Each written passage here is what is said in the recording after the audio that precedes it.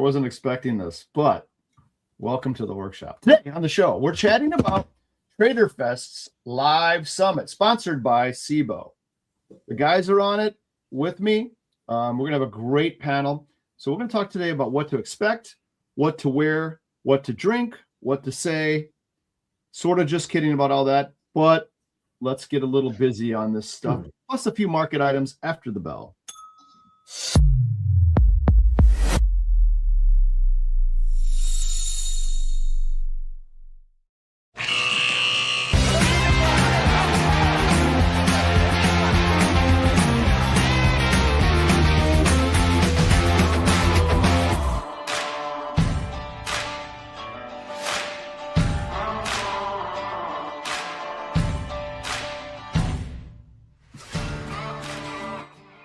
Lex, what do you have on your shirt?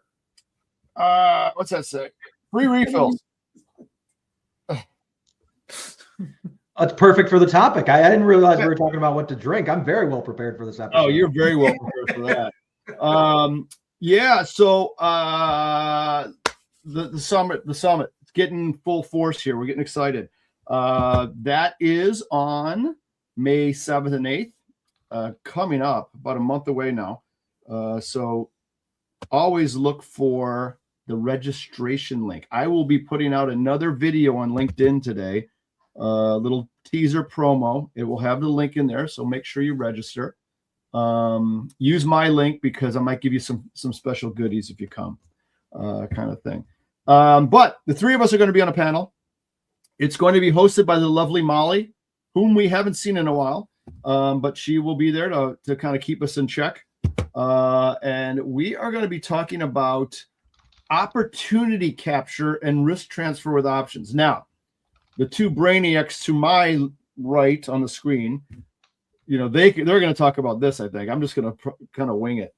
But no, this is a good topic. So there's Mark, give us a kind of an overview of what this entails. What does this mean? Options, opportunity capture, and risk transfer with options. What kind of is the embodiment here that we're going with? Generally, it's about how investors should be trading options. I generally bucket the world into two big reasons why you'd want to trade options. You'd want to trade them to capture opportunity or to manage the risk of your portfolio. Mm-hmm. So, whether you're an active trader, what kind of opportunities you should be looking for and thinking about, or if you're, a more passive, longer term investor, what options can bring to the table there to kind of improve the risk return structure of your portfolio. Okay. So I love that. I know we'll talk a little bit about this on the panel there, but so I see some wild strategies from retail traders, right? And one of the wilder ones I've seen recently, and you guys tell me where I'm wrong here, is a manual scalping strategy with options. So it's buying I'm going to call it, I might be a little off on this, but let's call it a 50 cent to $1 option. Okay. And scalping it for literally 3%, 3 cents, 5 cents, 7 cents, and having a stop on the opposite side for the same amount. I think the jitter in a market will take you out of that trade randomly. Jason, you're shaking your head. Tell me about this. Yeah, I said to the person, I said, this is the dumbest strategy you've ever seen in my life, first of all. Why are you doing this? You are not a machine. If you were a machine, I'd say, okay, maybe, but this is a manual point and click. Yeah, so first of all, buying a naked option, whether it's a call or a put, doesn't matter, is giving up the most possible edge you can. Even though theoretically you're supposed to get in and out of that move, what is the return to risk on that move? The probability of success to failure, I guess, is 1-to-1. I don't know I don't know what the trade plan is, the stop and whatever. Yep. But the jitter, not just the jitter of the market, but if the market is flat for any amount of period, you're losing money on theta. So yeah. And if it's scalping, I'm presuming that's 0 DTE, right? I would think. I don't even think it's necessarily in an index, in SPX. I think it could be in anything. It could be in Tesla. Yeah. Anything that's somewhat. Look at my feeling is probably SPY because the markets are penny wide. Yeah. For the most part, but I was watching this person like explain to me on a screen share, and I'm like, I go, you sure this is a good idea? I said, I don't see how anyone is productive and successful with that sort of strategy in a manual world in the current environment we're in today. Yeah, especially when that how much did you say they're paying? Like cents, like 10. Well, it could be a 50-cent option, it could be $1 option. I don't think much more than So that. even if it's a 50-cent option on SPY, even 0 DTE doesn't move very much in like a 1 point advance or 1 point pullback. Even if it's going your way, you have to wait a little while for the Vega and stuff like that, the Gamma, to really hit anything on that option. And if you're waiting a while, then you're burning theta. So I don't know. I think that's a terrible move. So the skeleton goes up. This my little skeleton goes up. Danger, danger. Mark, what do you think about this one? I can't imagine you love it, but no. I mean, naked options have their place, maybe, but for the most part, I definitely agree. And spread trades, I think, are a far better way to leverage options, kind of no matter what your strategy is, whether it's a very short-term trade or whether it's a very long-term trade. Right. So here is another conundrum for me, and what I'm fighting over relative to the teaching aspect when I deal with retail folks, right? Because of the marketplace, and they have to give up a little bit of edge to enter the trade and exit the trade, right? Because they can't buy bids and sell offers. That's where the real edge is for a market maker, right? But for a retail person, they're somewhere in the middle, and hopefully they are in the middle, and maybe there's no edge given up. Okay, let's pretend that's the case. I struggle with the reason to do a trade. Now, Jason, you will argue that there's gamma reasons, there's Vana reasons, there's charm reasons. Fine, that's a good reason. I'm not going to dispute that. A lot of people don't understand that.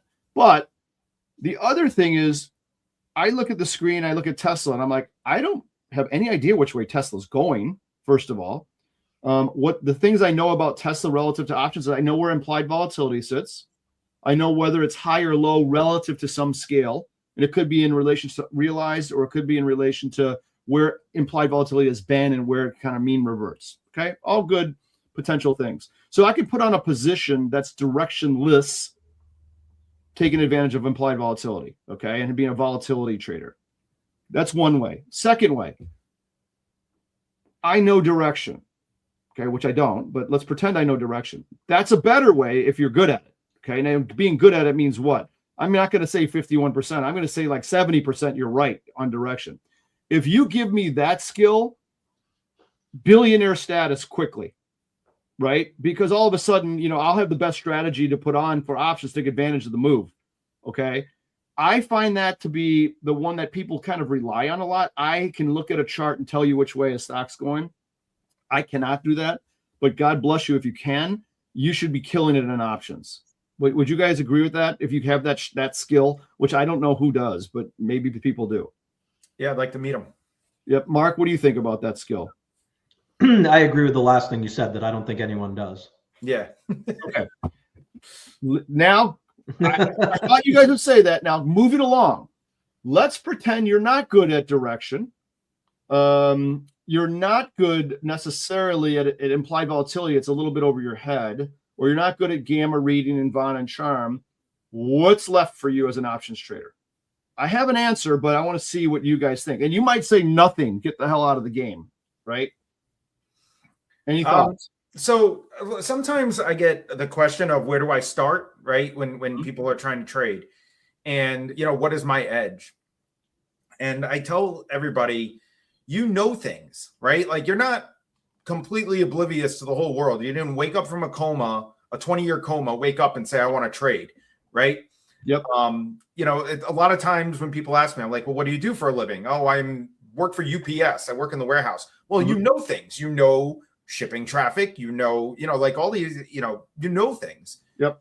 Start there. Start with what you know, because the one edge that the retail trader has is adverse selection, meaning you're the one that picks the trade. The other side, your counterparty in an option trade, is not the one picking the trade. They're providing you liquidity. Their edge is mathematical. Your edge is adverse selection. So stick with what you know, and then develop a trade plan around that. And then trade planning is a different skill. Yep. But that's always what my advice is to people just starting out, or people just, resetting. I don't, Lex, as far as I know, I'm looking at your resume. You never worked in autonomous vehicles or electric cars before. Nope. And that may not be something you know. So of course you won't know like long-term where Tesla's going. Correct. So start with what you know and move from there. Yep, love it. Mark, any thoughts on this theme? I'm going to throw another curveball at you guys after Mark speaks, but I'm going to come from the completely opposite side of the coin and say that every investor that comes to the market should accept that they don't know squat, and that the arrogance of thinking you know something and coming to the market is a recipe for disaster and funding the passive strategies of reasonable investors who admit that the David and Goliath of them trying to figure out being better than the market is a complete fool's errand. But there's got to be a value to what's before them in the options marketplace, right? There's got to be some value to the investor somehow. So there are people who make money at it, right? I mean, maybe the stats are really low. I don't know. I think they are for an options trader. I think option traders, like retail option traders, most of them lose. They do. A lot of them are doing like the scalping kind of thing that you're talking about. Yeah. Okay. I mean, what I mean by like think you know something, I'm not saying you know something about market mechanics or microstructure or anything like that. I'm saying, like if you see some like kind of fundamental thing, people work, they know things, you also have to assess what you know, but if you know things, then you know how like overpriced or underpriced or something like that particular stock may be. Yeah. And it would be, I wouldn't say it would be passive necessarily or active even. I'm not saying day trading that one stock or something, but knowing something about where you are in life and who you are in life is an edge. Yeah. I'm hearing that the best use case for retail options trading is insider information.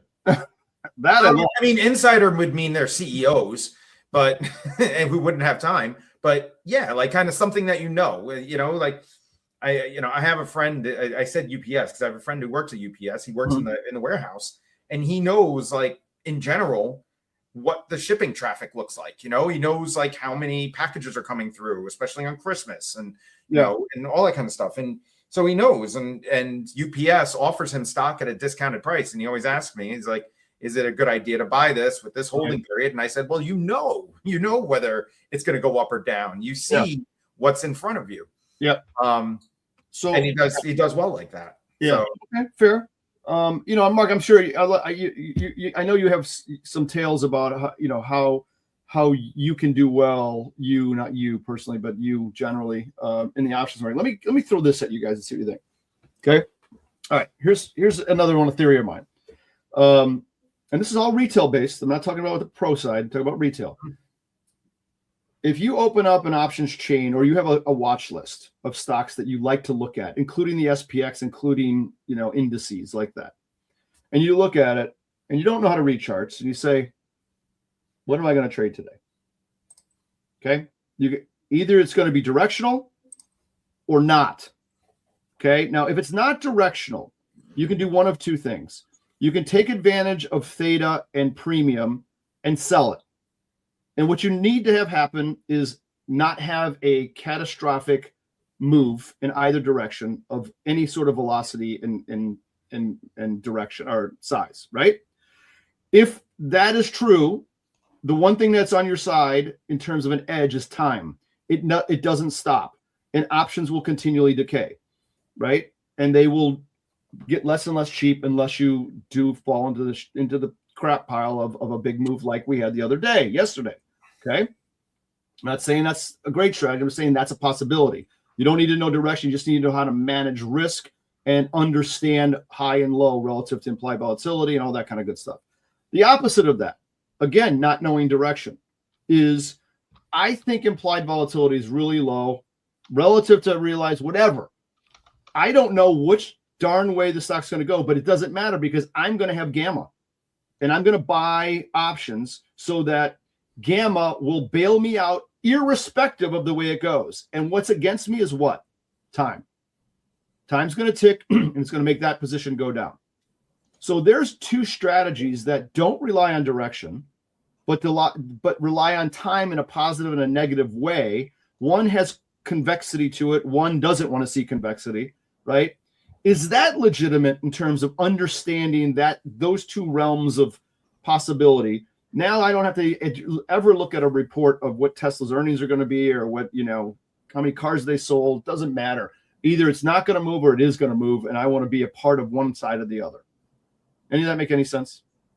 Mark, anybody?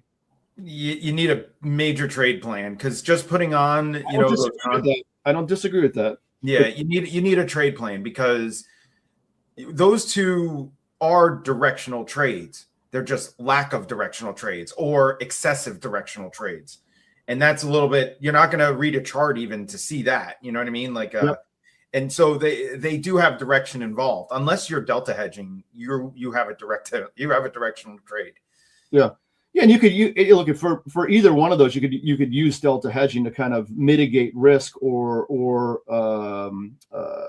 capture opportunity. Like if I have a straddle on and I win, it moves up, I'm making money on my straddle. Well, I could technically sell a combo, and flatten my deltas out with that. Now I'm back to delta neutral. I still have the position on. If it runs back down, I've sold my deltas out at this higher level. I can buy those deltas back. It's scalping, your gamma is what it is, right?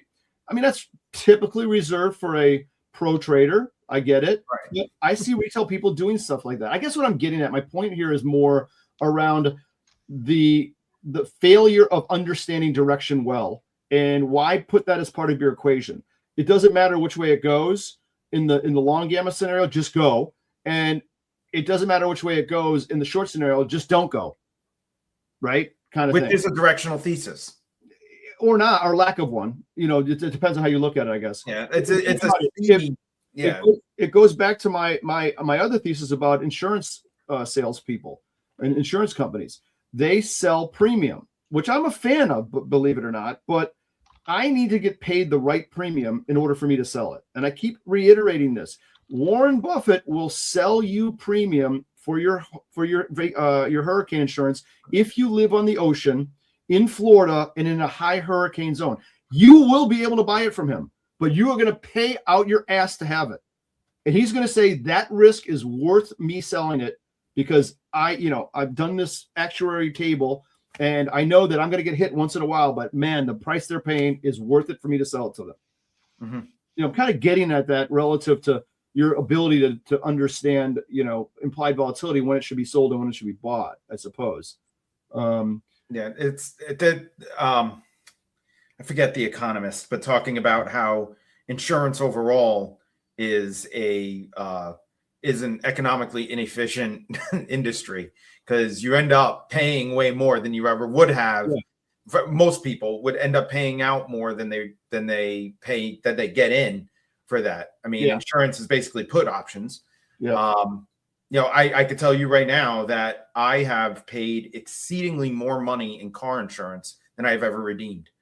Well, and probably most of us have. I agree with that. I have too, but it's one of those things you unless you're crazy billionaire, you kind of need to have it, right? Same with house insurance, unless you can self-insure. But okay, if you can self-insure, you know what you do? You just sell strangles. Yeah. You get so much money, who cares? Okay, I lose one time, I'm going to make most of the time. Who cares? The one I lose, I don't care, right? Yeah.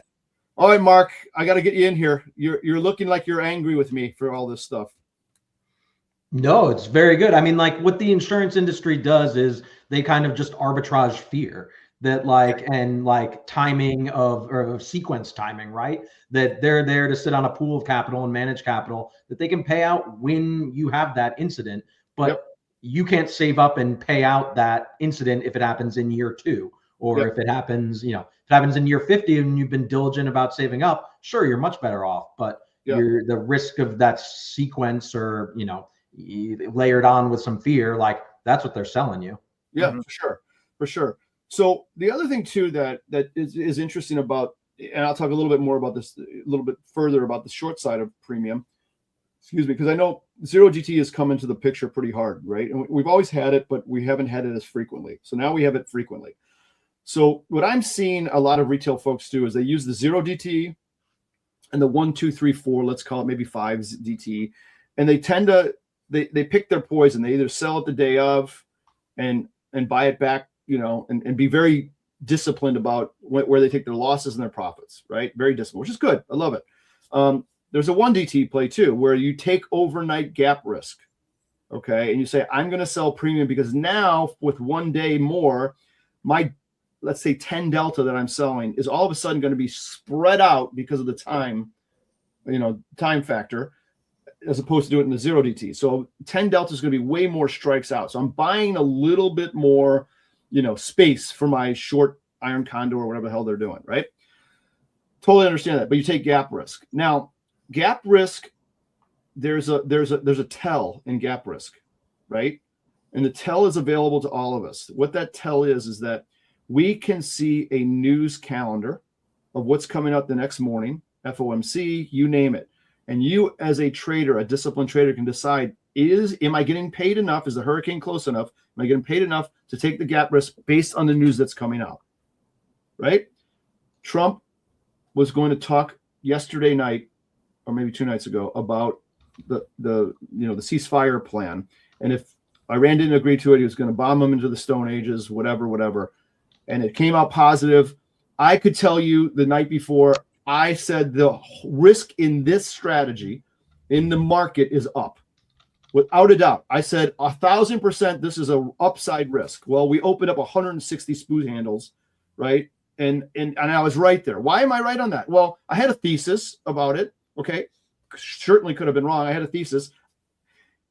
My point here is that, do you make that trade overnight, or do you say, Trump speaking, it's a news event. It isn't random anymore. It is coded, and I'm not going to play today. Or do you take the chance? Thoughts? So if you're short, like that, if you're selling iron condors, what a lot of retail people do. Yeah, well, if you're selling iron condors, then the answer is not necessarily. I mean, you would look at something like that, which the market has been correlated to oil for a while now. Yep. And you got to say, like, all right, I should probably sit this one out. But if you have like a thesis, like you said, that this will be an upside move, and then from that point, what options offer you the opportunity to do is have convexity on that upside move. And that's kind of really what the advantage is of options. Or, I kind of call them like the Swiss Army knife asset, right? Because you can use it to not just make a determination on direction, but also on how fast that direction will happen, or hedge on a certain way with convexity.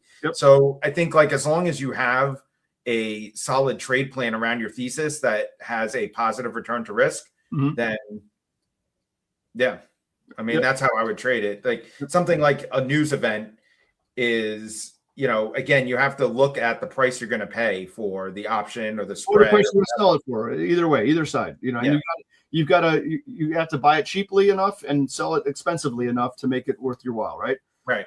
Mark, any thoughts on all this craziness? I think, you said you've been having a hunch about this for a long time, and the markets have been pricing that for a long time, right? Like we talked in the episode last week about how call skew has been bid for a very long time. Correct. But during this entire drawdown, call skew has remained fairly elevated. There have been a lot of people that have been buying upside taco calls, expecting this thing to break out at some point. Yep. Were they making money? Probably not. Like, that like you can be right on direction, but wrong on timing. And that's always the catch with options. So like everyone knew it. It's been indicated, signaled in the market that like this was a structural kind of demand. But like, when do you do that? Do you do it on this speech or that speech? Like, that's what makes it really hard about trying to play a news event or even trying to play any kind of thesis, right? That even if you knew you were right, you're going to spend a lot of money getting there. Yeah. I agree with all that. Both of you guys make great points there. I think too that what happens in the retail world of options, again, this is this is my learning curve relative to try to convert myself to the retail side. I kind of realize, I think one of you is going to disagree with me here. I know it.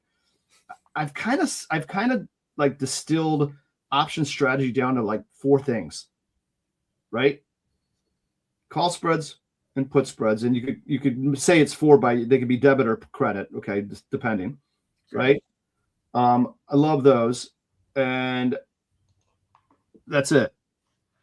That's almost it.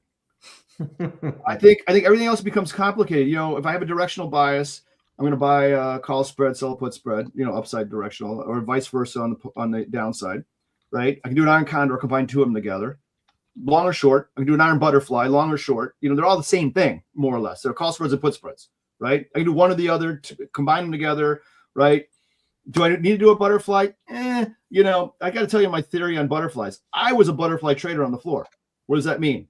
Did I sit there and say, I'll do this butterfly? No, I never did. I never said that. I traded options, and it would work out that I'm selling the meat of the stuff, and I'd buy wings for protection. I have this massive, funky iron butterfly kind of thing by the end of the expiration period, and that was that, right? And I'd move my deltas around and all that kind of stuff. So I was a butterfly trader, but I wasn't really a butterfly trader. It just worked out that way.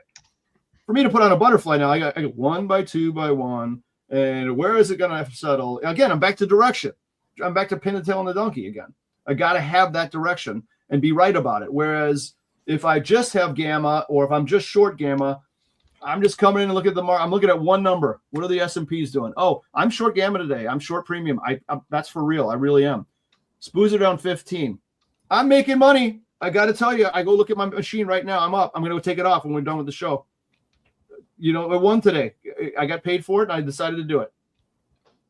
I mean, there was so much thought there other than the risk part of it, which I'm very, very good at, the risk part of it. So that's where my skill is. It's not in picking direction or, you ask me about what gamma and theta and vega and von is. I can tell you the definitions and I can give you examples. Who cares?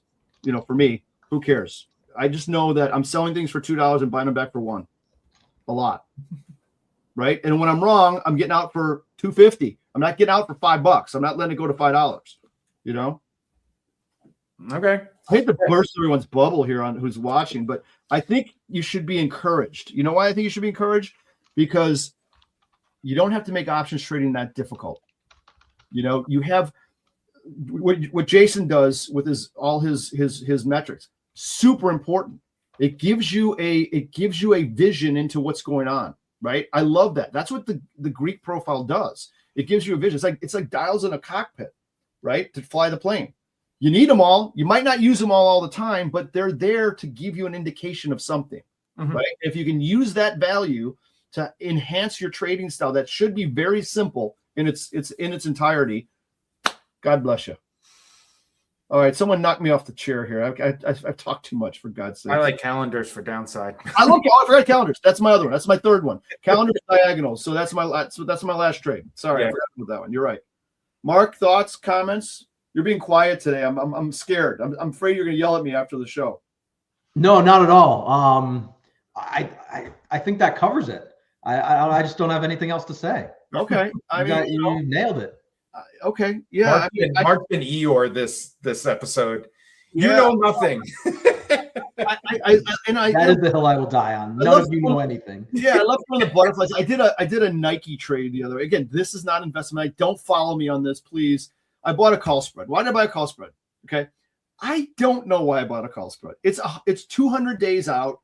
It's an upside play. Nike's been getting hammered. I looked at a chart. I'm like, oh my God, it's the lowest it's ever been that I can remember. I love Nike shoes. I like the brand. I like Michael Jordan, all that kind of stuff. Just say the same thing about Blockbuster? Yeah, this is all idiotic. I have no reason other than the ones I just said. And I'm taking a 200-day chance that the spread I bought for about $2, and it's probably a $10 spread, will be worth more than $2 in 198 days. And if it gets to my level where I get out, guess what I'm going to do? Sold. And if you ask me what my gamma or theta or vega is, I'll say, I have no idea. Let me look on the machine. I'll tell you what it is. I go, it doesn't matter. I'm just trying to get out for $4.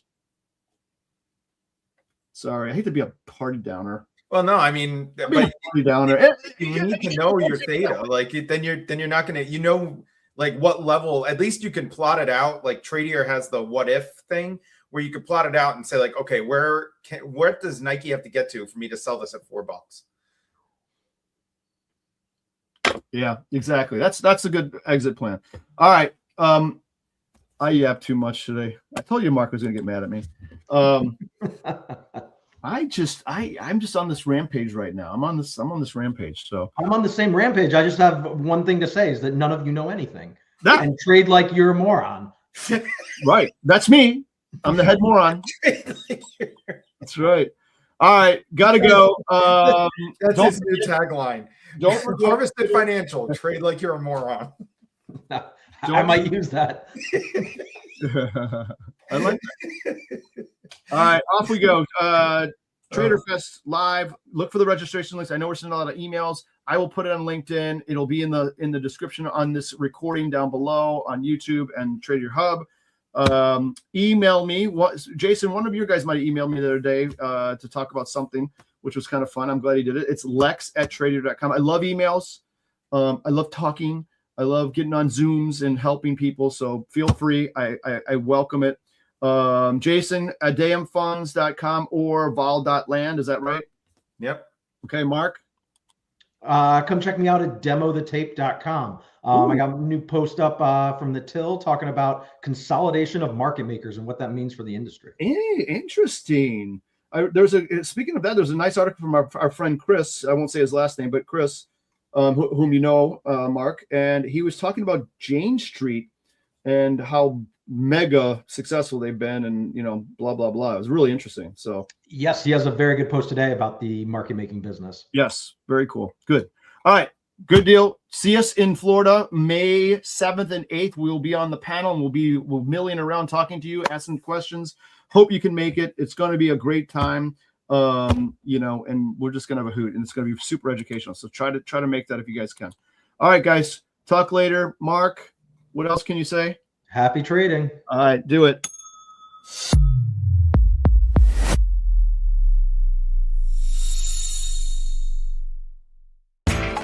You know how the financial world goes. Here comes the buzzkill.